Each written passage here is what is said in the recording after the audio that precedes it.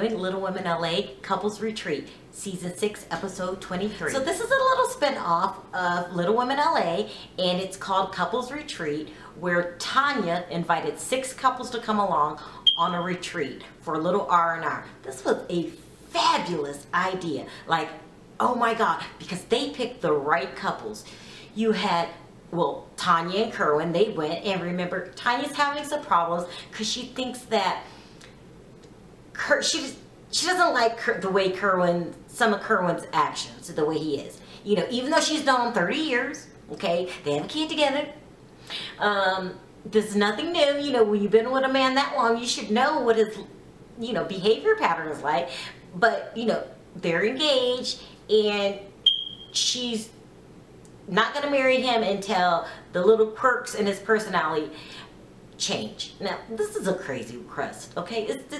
This is ludicrous. Like, what are you talking about, Tonya? You've known him for 30 years. You mean to tell me you didn't know that he didn't like you doing all the cooking? Come on.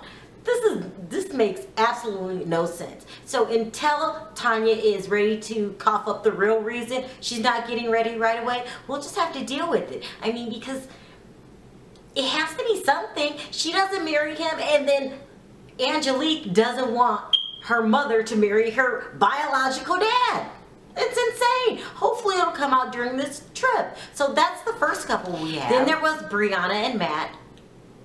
I'm not going to say anymore. We all know. They need more than a couples retreat. They don't even need therapy. They probably need, you know, divorce court. And that's not to be mean or anything. I'm just saying, you know, Matt's problems are, you know, a lot. Overwhelming and overbearing, you know, but hey, he's not my husband, so if she likes it, then I like it for her. So there's Briana and Matt, the lovely couple. Then there's Drea and Crazy Chris. Now, I love Chris. I love Chris. Now, he's crazy though. I know he's crazy. I mean, but he's not my husband. I think he's great television, and he's great television for a couple reasons. Well, first of all, they need a retreat because Chris has a habit of leaving every couple months, you know, leaving her high and dry, and according to Drea, cheating, okay? So these are some serious problems here. But Chris has another problem. And Chris's problem is he doesn't like to be told that he's wrong. He just doesn't. You know the type. Haven't you met people like that? Like, they never want to be told they're wrong. And if you tell them they're wrong about something, they can't take it, and they try to flip it around. If you're like, you know, you can say something simple like, you know, hey, your pants are too tight, and they'd be like, hey, your dress is too tight. They just never take responsibility for anything. Unfortunately, this is Drea's problem with Chris. Like, you can't work things out if he doesn't take accountability for things. I mean, it's just not gonna happen. So, you know, Drea just better get used to it, because I don't see him changing anytime soon. But when he goes on his little rantics, it's really good that the cameras are rolling, because then it's great television for me. So with that in mind, I'm really glad they're on the trip. Then there's Amanda and Jordan. They're a really good couple. There's only one minor thing. You know, Amanda wants to get married, and she's practically begging him to get married. It's starting to get hard to watch. I mean, come on, Jordan. He got a hint, more than a hint. He's just not marrying her. So, you know, while I think they're a good couple now, I mean, you have to keep your eye on him, Amanda. You know, I mean, you can't beg anyone to marry you. You have to kind of like get your bags packed just in case he doesn't get his act together. You know, just have them packed and, you know, put in the emergency, you know, in the closet for, you know, emergency, because I'm not understanding what Jordan was taking you so long. Then there's Jasmine from the New York cast. She's really cute. I really like her, and her husband David, and they seem to be doing really well. They're not on the same page about having children. I mean, like, Jasmine wants children like yesterday, and David's like, well, we'll see. But besides that, they seem pretty good. Then there's Christie and Todd. Now, Todd looks like he's recovering really well from his weight loss surgery, and now that he has the weight loss surgery and Christie can't go around calling him a fat ass anymore, it seems like this marriage is back on track. I mean, and it sounds like Christie's voice is getting better. Remember, you know, the one vocal cord thing? At least I can hear her this time. It's really good. But Christie brings along Lilah. Lilah from the New Year cast. And we all remember Lilah. You know, she's kind of, you know, like, you know, a hot pot of mess, you know, in a nice way. You know, I really like her. She's got problems, though. You know, she's an ex, you know, alcoholic. There's no other way to put it. She admitted to it. Remember that happened on the first season. And she's supposed to be sober. She shows up with this guy. I mean, his name is Brian. He's supposed to be her ex. And, you know, kind of looked like Bigfoot. You know, had a lot of hair going on over his face and beard. And, you know, very, very hairy. And not only was he hairy, he just kind of seemed like he wanted no parts of Lilah. Like she would be, you know, this is my boy, this is my friend, Brian, yeah, and we're not dating. He made that very clear. We're not dating. You know, we're just here to, you know, see how things go. It's clear he wants no parts of her. It's kind of sad, a little sad. You know, Lilah keeps making erratic, crazy decisions, like this guy, and then they said that he has a drinking problem. Okay, she wants to date her ex drunk boyfriend.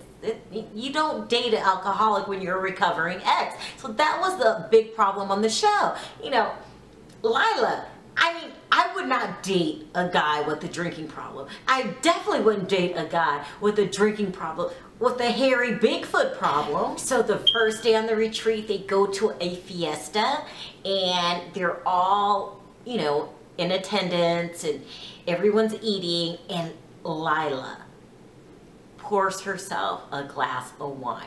So I feel bad for Lilah. I don't want to beat up on her. Like, you know, some people just make bad choices in life out of habit. It's just a habit.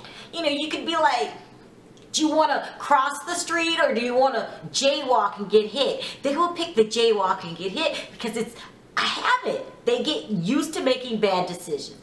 This is Lilah. Like, I don't think she would make a good decision even if you gave her the instructions on paper. She just doesn't make good decisions. So she's drinking wine as an ex-alcoholic with her alcoholic ex-Bigfoot boyfriend that wants nothing to do with her.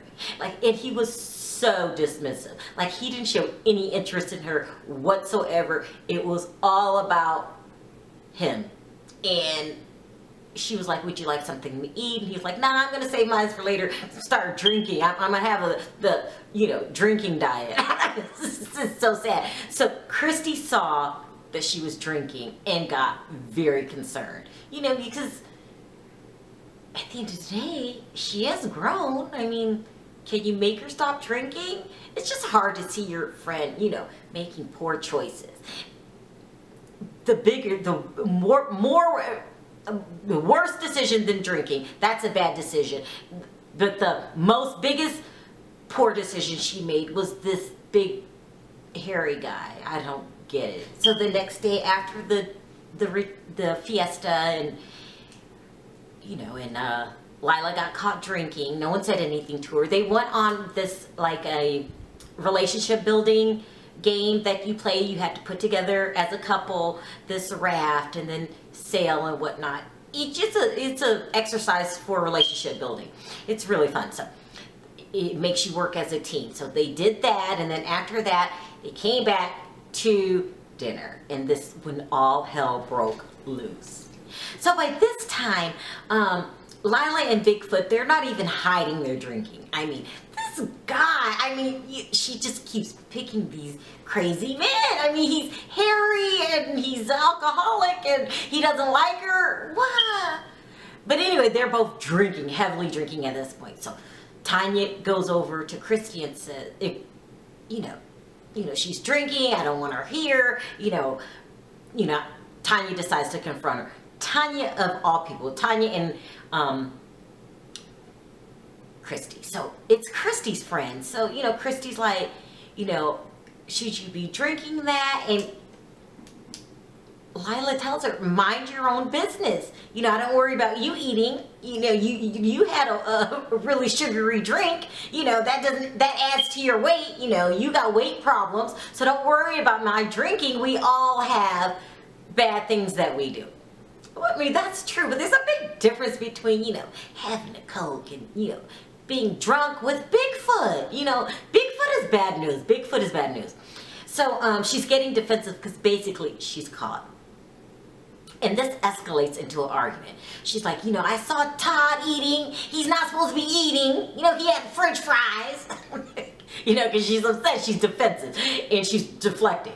And, you know, and Tonya was like, no, but you shouldn't do. So these two get into it. She says, we all have